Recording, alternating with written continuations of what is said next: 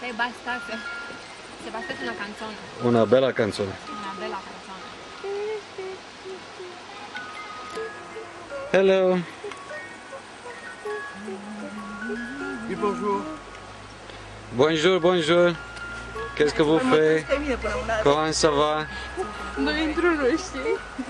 Ça va bien? Cam cum vrei, câte degete să fie, câți inci?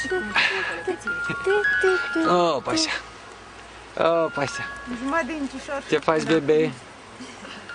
Miciulica. Cum ai dormit, bebe? Comme un ange. Da, am dormit.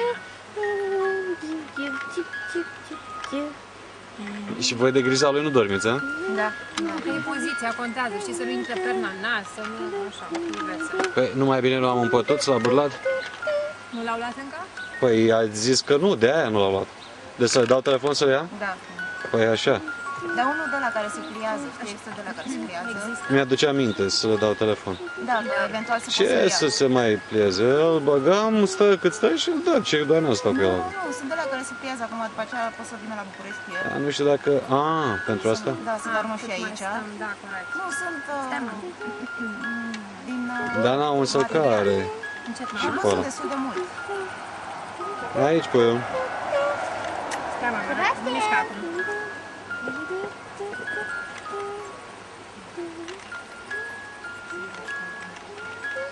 Am intrat în cărniță în colț, știi? Păi da, și greu, știu, de aia nu mă bag.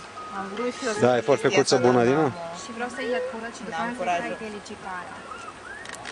Și filmești pe Patricia, cum se chinuie acolo. Am turistă, parcă. Se duce pe mai Trebuie să bagă bine. niciuna. Așa, pe tăticu.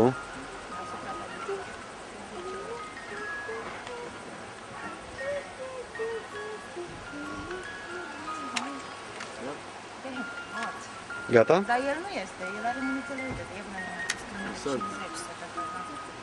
Păi da, dar asta împiedică la piele, dar la încălzire nu.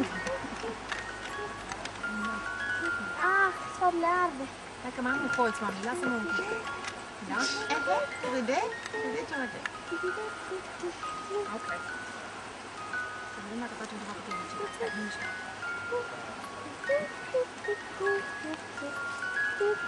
Nu, cu 10 oameni, așa mai merge să-i tai unghiile. Da, e o distragere, corect. Problem. Am colțul ăsta, mami, lasă-mă, mă. Nu, alea, Așa, deci eu trebuie să-mi iau și eu o șapcă sau o chestie de asta.